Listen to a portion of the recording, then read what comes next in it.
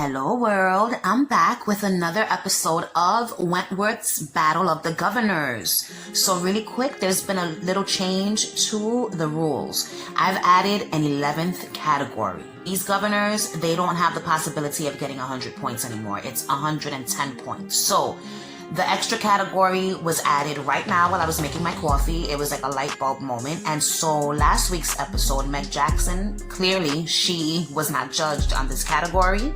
So I'm going to do that now really quick. Her score is going to change. So Meg Jackson's original grand total before I added the 11th category was 61 points. Now I'm going to judge her real quick on the new category that I added. I'm going to give you her new score. Did they have any affairs with inmates or with guards? Meg Jackson, as we know, did not sleep with any of the women, but she did have an affair with one of the guards, Fletcher. Oh, Meg Jackson, what a tangled web you wove. She's gonna get 5 points because it was just one person. It was one guard, Fletcher. So she's getting 5 points for, how many affairs did they have within the walls of Wentworth. So Meg Jackson's new total score is 66 points. 66 points out of a possible 110. So now I'm gonna get right into the reason you're here. To talk about Erica Davidson. I'm going to give you a little backstory before getting into the judging. So technically, Erica isn't Wentworth's second governor. It was Vera. After Meg Jackson died, Vera was given the governorship because she was deputy governor.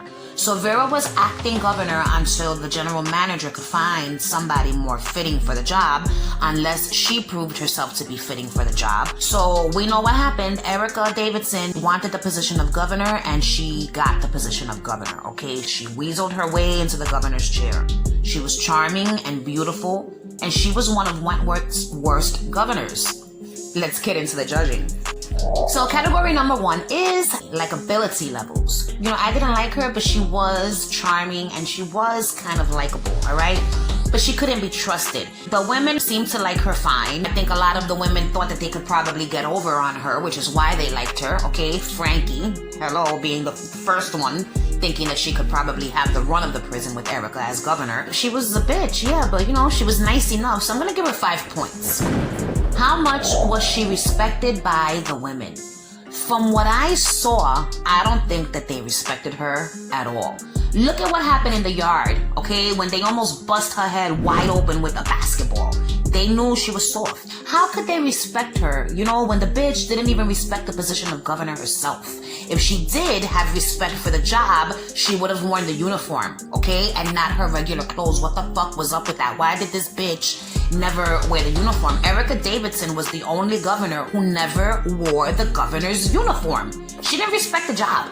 And so the women didn't respect her. She's getting 3 points. How much were they respected by the staff? The staff respected Erica only because she was their boss and they had to. But they didn't respect her as a person. They didn't agree with the shit that she was doing or the shit that she wanted to do, like taking the women in the wet cells for showers and, teaching them how to dance and make coffee. What the fuck are you doing? That teacher was giving drugs to the women in exchange for sexual favors, all right? Channing was trying to fuck her. Vera didn't trust her, and Will could have cared less. They didn't respect her as a governor, and they did not respect her as a person. She's gonna get 3 points. How many inmates died on their watch while they were governor? So there was one death on Erica Davidson's watch, and that was the brutal murder of Jacqueline Holtz, okay, aka Jax, Wentworth's first top dog. She was killed on Erica's watch, therefore Erica is gonna get 8 points. How many riots / hostage crisis situations or sieges happened on their watch? Technically it was none, but Tony Goods did try to, off herself by way of choking herself with bread, which is kind of like a one-woman revolt against the establishment, if you ask me. So for me, that counts as anarchy, and she's gonna get 6 points. How much did they care about the women? She kind of cared, but she really didn't give a shit, all right? I think she only acted like she cared because she thought it would make her look good in the eyes of Derek Channing. At some points, you thought she cared, like when she went into Tony's cell and she tried to save her and she tried to make it so that the women in the wet cells could get showers and shit like that. But at the end of the day, I don't think she cared. But because of that little act right there, I'm gonna give her 5 points.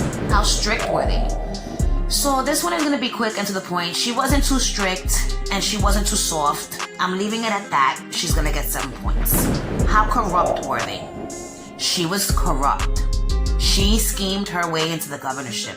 She was manipulative. She used her feminine charms to get Channing to agree with her and make her governor. She sucked, and she had the potential to do a lot more corrupt shit had she been given more time, okay? I never trusted this bitch. I'm giving her 7 points. How did they lose the job of governor? She lost the job of governor because she was a cornball and she had no business being governor of Wentworth, okay? The bitch was never even a CO first, for crying out loud. Get the fuck out of here. She lost the job because B. Smith killed one of the women on her watch. Channing gave her one shot and she blew it, and I'm not surprised, you know what I'm saying? The bitch was ill-equipped for the job. She never stood a chance. She's getting 1 point. Did she have any affairs with any of the guards or any of the inmates? And she did. She had an affair with Frankie, one of the inmates. For me, that is worse than having an affair with one of the guards. You want to have an affair with one of the guards? Fine. These people are your peers. It's not like if it's one of the women. Erica and Frankie, they kissed in the governor's office. No, they didn't have sex, okay? But they kissed, all right? And that counts for something. You had an affair with one of the inmates, and it was Frankie. I'm going to give Erica 4 points. What was her overall rating as governor? She sucked, you know what I'm saying? But at least she gave them dancing and barista classes, which I'm sure helped the women to get a little escape from the current realities. So for me, that counts for a little something. I'm gonna give the bitch 4 points. So now it is time to calculate Erica Davidson's total score. Erica's total score is 52 points. 52 points out of a possible 110. Which means Meg Jackson is still holding tight in the #1 spot, and Erica Davidson is now in the #2 spot. And we still have no idea who's going to be in 3rd place, but we will find out next week. Alright world, I hope you enjoyed this video. Make sure that you stay tuned for next week when we will be discussing the one and fucking only Joan the Freak Ferguson. If you like this video, you already know what to do. Like my shit, subscribe to my channel if you've not yet already, and if you do subscribe, make sure you ring the notification bell so you can be alerted when I post videos in the future. Alright world, thanks for watching. Bye.